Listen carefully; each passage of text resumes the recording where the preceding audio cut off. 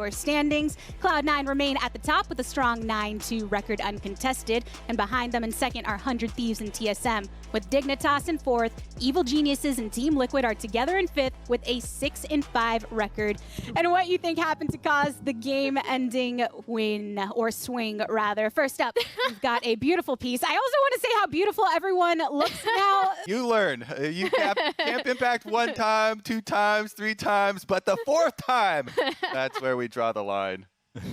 Let's see if there's any contradictions among our analysts. Wow, it's another boring day here at the end. These are incorrect. I predicted CLG at the very end. Really? I have the email. I have the email right in front of me. I put CLG because you know what?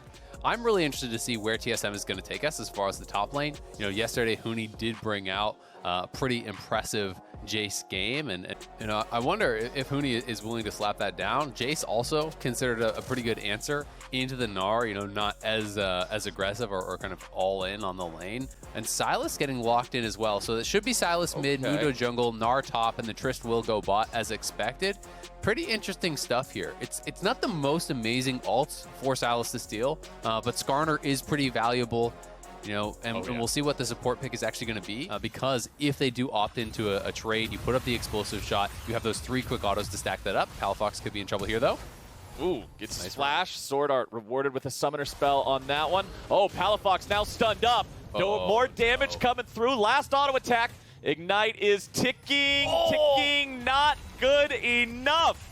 And to see where they do take us. Palafox looks like he's probably just going to go towards an early Verdant Barrier. It could be Merc Treads, but I do think that, you know, going for the Verdant Barrier early against Syndra is just so effective. It pretty much eliminates any all-in or bully you out of lane. Sylas is really, really happy. Nice mark there with the E, but Palafox stealing away Spica's ultimate does pose a bit of a threat here if they get too close, and that makes them maintain just enough distance that Palafox is able to stay alive. He goes right back in, and it's first blood for FlyQuest. Power People had already committed the ultimate here, and it just feels like it. You said it. They're baiting themselves in for these kills. And if you're going to flash in for that, why didn't Spica just get a Q auto off on that? He flashed in for the stun and didn't actually attack whatsoever during the stun, even though he was full HP. So that was really a pretty big misplay, I feel like, from Spica. You don't have to try to hard force that. This is now 3 flashes that have been committed from the TSM side, but it's more about the fact that all these spells are spent on him, and that frees up his teammates. Oh, here we go. It's a 2v2, but it won't be that way for long. Spica with a pull back. Jose de Odo is taken down. Huni takes the kill credit on that one with a 2v2 here on the top side. Sword Art wanting to run away. Holy cow! 4 HP on the TSM support, and he drops dead. There must have been a leaf on the wind, hit him in the face or something for that last 4. Just gets torn down to the ground here. Here we have it. Jose de Odo looking for the wraparound on Huni, but Spica was already there. And I mean, look how much damage he actually gets down on Huni. He was actually relatively close to taking him down. That's what I'm talking about as far as the power of Mundo in these duels. And then here, up on the top side, Johnson has snuck around in the bush. He is not spotted. Diamond, when you throw out that tether and your opponent is in the brush, you don't actually see it, so they didn't know immediately. Then going forward, catching them both, the tether stun does land. Oh, it's the range minions. I think it had to be. There's no projectile. All right. TSM's trying to make the mid lane work, though. They're going after the tier 1. Diamond with a flash in.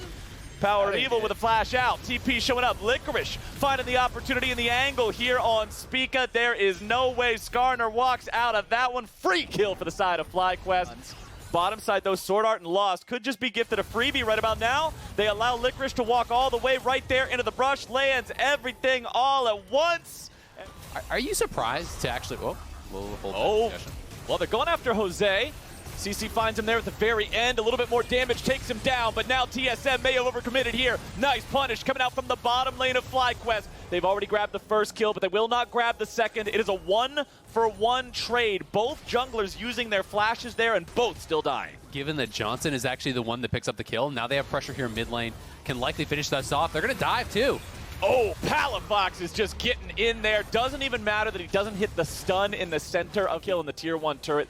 And let's have another look at this. As Spica went in, he goes after Jose, he gets the pull, but it's so damn hard to kill Mundo. It really is. You know, he gets decent value out of the ultimate there. Would have been better if he got it off first. But then the re-engage here from Diamond. This time he was on point, nailed that. Huni going to be able to survive thanks to the shielding there from Sword Art, and they're actually just on the Baron. This is, I think, way too risky. 21 minutes in.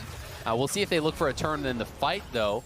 Now they have that stolen ultimate here from Sword Art. So worth pointing out that why we're just talking about these overall larger scale things, Huni has been putting in work here on the bottom side. You can see Licorice immediately losing the Sterix passive. The tier 2 turret had already been taken in the bottom lane as well, and so FlyQuest makes the call. They realize they cannot hold their own in that 1v1 in the side lane against the Jace, so they're going after the Baron here instead. Licorice looking for Huni. Sword Art still down here in the bottom half of the map. Baron down to 3k. TSM, if they're able to steal this one away, it is going to be huge, but a nice stolen Skarner ulti from Palafox. He will die for this, but it guarantees there is no 50-50 and FlyQuest is able to take the Baron. Now the rest of the squad isn't particularly in an aggressive spot here just yet, so Huni must be mindful of exactly how many people might be coming after him here. Tries to fight here in the 2v2. Nice backup showing up from Sword Art here as TSM brings in the entirety of the cavalry. Palafox having to keep on running away. A little bit of HP remaining, but the man survives. FlyQuest critically keeping both solo laners alive here in the 2v3, but it is just not working. FlyQuest will now look for an opportunity to go in here yet again, but Huni is way too strong. Johnson's Stacy's here. showing up. Johnson has arrived. Power of Evil eating a lot of damage. Johnson going in. He's found 2. He's found 3. It's Tristana, baby. Line them up. Knock them down. TSM was going for a very aggressive play there, but they neglected to actually consider the Baron recalls. The Baron recall is so fast, plus you have home guards. Johnson plays this very well, just waiting, not using the jump too early, utilizing the long range of Tristana to be able to go forward and flash over that stun coming in from Power of Evil to get that final shot up. Spica on the Skarner has the flash ready to go, but remember there is QSS on pretty much everyone.